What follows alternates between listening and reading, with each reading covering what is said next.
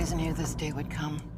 I got it. I can't believe I'm saying this, but Final Destination Bloodlines made $102 million this past weekend, shattering franchise records and expanding the hearts of fans. With that wildly unprecedented number, we surely have another film on the way. There is no doubt in my mind about that. While we wait for that exciting announcement, however, let's talk about some Final Destination 7 theories. Will 7 be an entirely new story, or will it have some sort of connection to the Skyview Tower collapse?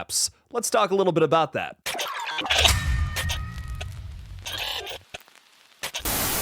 Hey everybody, I'm Killjoy Jake, and instead of having friends, I have spoilers in this video. There will be Bloodline spoilers discussed in today's video, and if you keep watching at this point, it's your fault that it gets spoiled for you. I gave you ample warning. Now, just like the paid actor who looks exactly like me and was wearing the same clothes as me said in the intro of this video, Bloodlines made over $100 million worldwide over this past weekend. That is insane. A 7th installment being announced is likely imminent. Hell, it probably has already happened in the time that I'm recording this video. So if it has, leave me a bunch of comments about it. I love when you guys say, hey, it already got announced, idiot. So what's next for the Final Destination series? First and foremost, we discussed over the weekend during our live reviews that the 7th installment might break down how some of the other survivors of the Skyview Tower disaster were taken out on death's list before the events of this new film. It could showcase more death throughout the past, giving us kills in the 70s, 80s, 90s, and maybe even the 2000s again,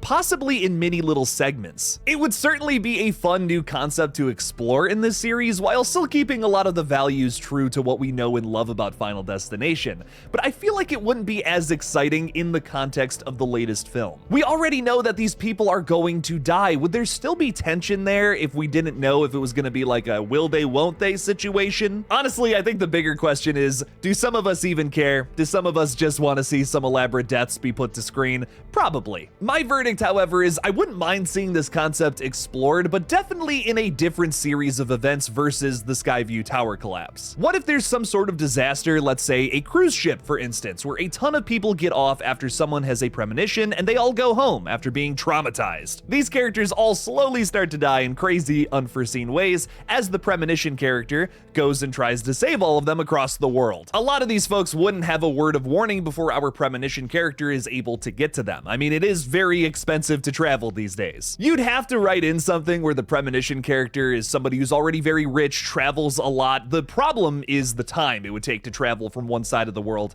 to the other to potentially save these characters, give them a word of warning, try to figure out how to stop this madness. Globe-trotting Final Destination? I mean, I could get into it, but I definitely think there are some better ideas we're going to explore in today's video. Next up is a direct continuation to Bloodlines. But how would you do that if all of the characters are dead, you might ask Jake? Well, some fans have pointed out that the ending sequence, or the denouement, could be a premonition. Stephanie's finger gets pricked just like her grandma Iris before her premonition, and there are plenty of other parallels too. The train tracks that were also seen at the beginning of the film, and Charlie's date wearing a similar dress to Iris too. So what if the train wreck there was all just the premonition that Stephanie is having, and the 7th installment starts zooming out of Stephanie's eye? She saves everyone, and now we're following a new family trying to cheat death. I am personally on the fence with this theory. There are certainly pros and certainly cons. On one hand, you could write it where Stephanie and Charlie are the first to go. They're able to pass on their knowledge of death's design and Grandma's book to our new characters before they kick off this movie's kill count. Considering that Bloodworth is gone now, someone has to give ominous, eerie advice that doesn't make a whole lot of sense to our main characters. That way you're not following the same people again, and we can watch as new characters fail to prevent their own demise. If they approach it that way, cool, that totally works. But I am concerned that they would want to follow Stephanie and Charlie again in these unnecessary lead protagonist roles. If they come back for an opening scene, that's totally fine, but no one can cheat death forever. If this series gets into a cycle of continuously following the same characters, it ruins one of the best elements of this franchise. Keep Final Destination slightly cynical. Don't mess with this franchise's DNA like that. The other thing I'm not crazy about here is we'd already know what the opening disaster would entail. I think the premonition scene defines a Final Destination movie, and I think we can do better than a train crash. We've already done a few train-related deaths in this series anyways.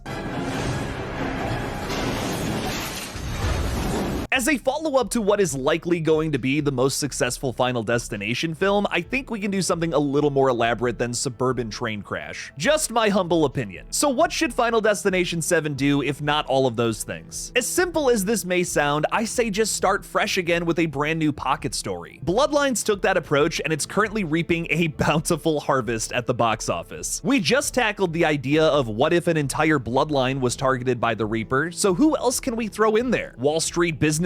A troupe of models? The cast of a beloved American sitcom from the 90s.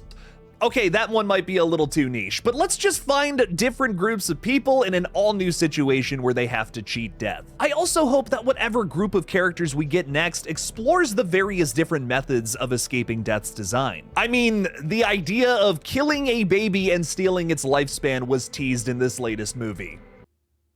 One might ask if there's a very vile and evil character out there who might consider such an option. Okay, maybe we don't need to go that dark, but we can definitely play around with the science of this series a bit. If you'll bear with me for a second here, I do have a little bit of a pitch for what I would like to see coming up next in the Final Destination series, based off of a new idea presented in Bloodlines. Fan favorite character Eric Campbell is revealed about halfway through the film to not be a part of Howard's bloodline. He's not on Death's list, but still ends up dying in the MRI room because he f***ed with Death's design. To paraphrase the great William John Bloodworth, things get messy when you f*** with Death's design.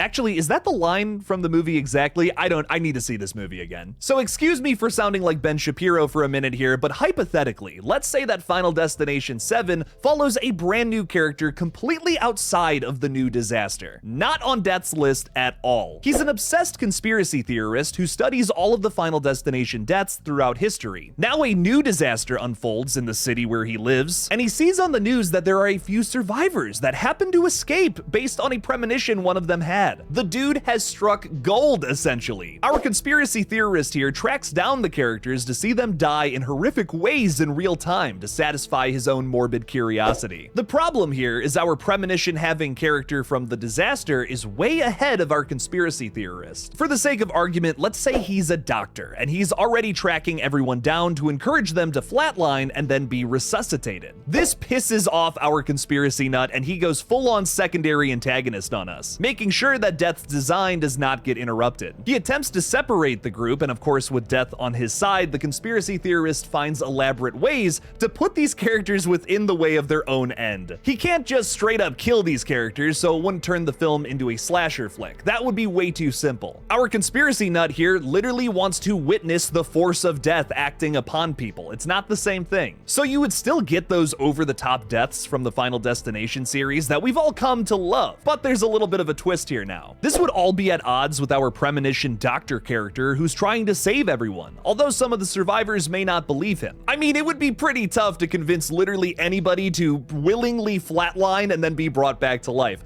Like, why? I don't think it's too crazy to suggest that this new set of characters just don't trust this random stranger. They don't want to die to then live. That doesn't make any sense. I think this idea could make for a fun reinvention of the series while still having those franchise staples alive and well. There are still a ton of elaborate deaths, a wild premonition sequence at the beginning, and just a new addition of this secondary meta antagonist. I can almost see our conspiracy theorist character here working as an audience surrogate, wanting each new death to be way more elaborate than the last. These are just my thoughts on the freshly resurrected Final Destination franchise, but what do you guys think? Let me know down in the comments below on what you want to see in Final Destination 7. Hey everybody, before we close out on this new horror update video, please make sure to subscribe, like this video, do all that fun stuff. It really helps out the page immensely. If you like a bunch of weird update videos on upcoming horror movies, you will dig this page. So subscribe, hit the notification bell, and leave a comment about your favorite cheese in the comments below. Also, check out my horror gaming channel GullGotha if you're into that kind of thing. I'm gearing up to do a video on Alien Isolation sometime, so look out for that one. Thank you all again for watching, please subscribe, and as always, don't forget to kill it out there, y'all.